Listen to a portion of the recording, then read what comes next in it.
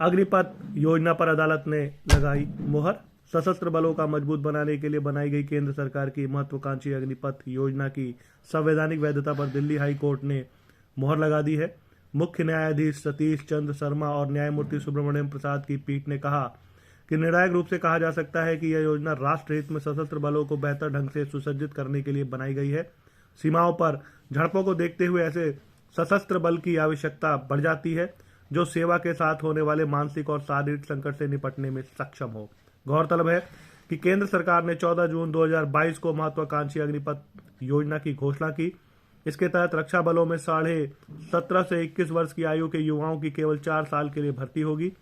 इसमें से 25% को 15 साल के लिए सेना के लिए बनाए रखने का प्राविधान है। इस योजना के खिलाफ याचिकाएं दायर की गई थी। सुप्रीम कोर्ट ने सभी याचिकाओं को दिल्ली हाई कोर्ट में ट्रांसफर कर दी थी।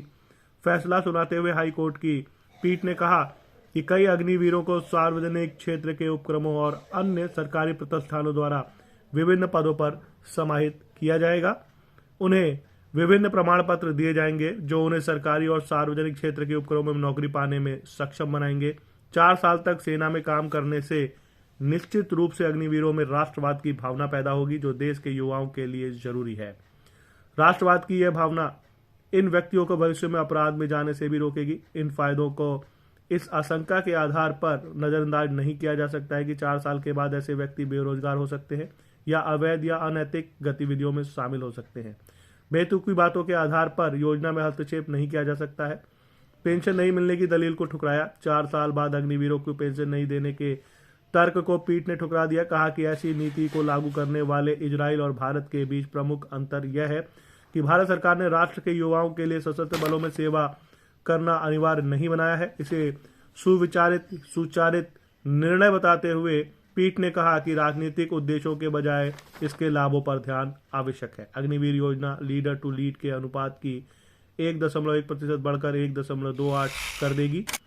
विशेषज्ञों की राय पर बनाई गई यह योजना। पीठ ने कहा कि ऐसा प्रतीत होता है कि सरकार लंबे समय से एक ऐसा सशस्त्र बल बनाने की संभावना पर विचार कर रही थी जिसमें अधिक युवा, फुर्तीले और शारीरिक रूप से सक्षम व्यक्ति शामिल हो।